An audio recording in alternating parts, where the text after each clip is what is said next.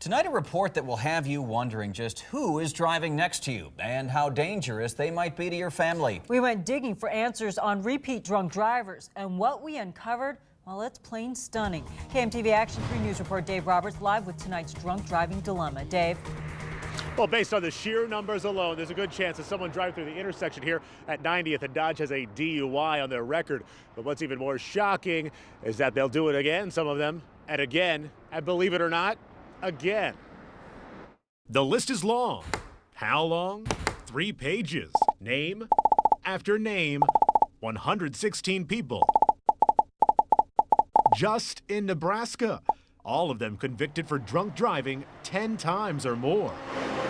It's obvious evidence that there are some people that are just completely resistant to everything. Threats, jail, treatment, counseling, monitoring.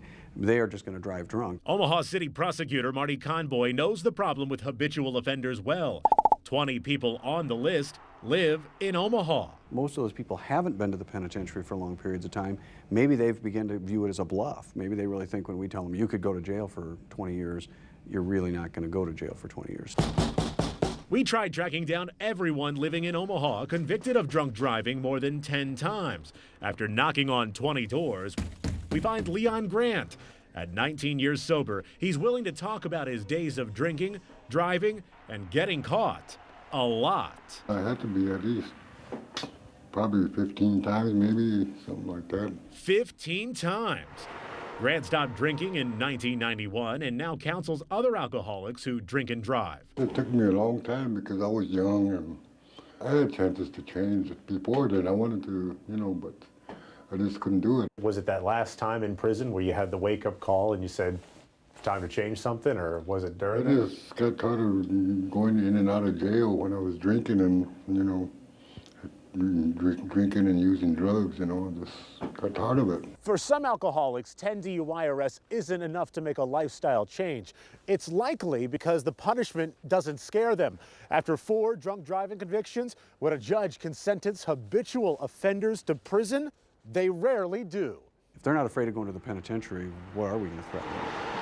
After 4 convictions, a judge can send a drunk driver to prison for a long time. Once you hit 5th and beyond, it's 50 years. And so that is, a potential. And again, rare that somebody actually rings that sort of bell, but that's possible. Why is it rare? I mean, they've been caught 5 times. Well, I guess if you look at the other side of it, we just had an initiative in Nebraska where they've proposed to release nonviolent offenders from jail in a prioritized way, and a drunk driver sitting there for 50 years is going to probably be at the top of that list. So I mean, at one stage we're saying we should throw these people away forever, and then the next week to save money we'll probably put them on the list to get them out early.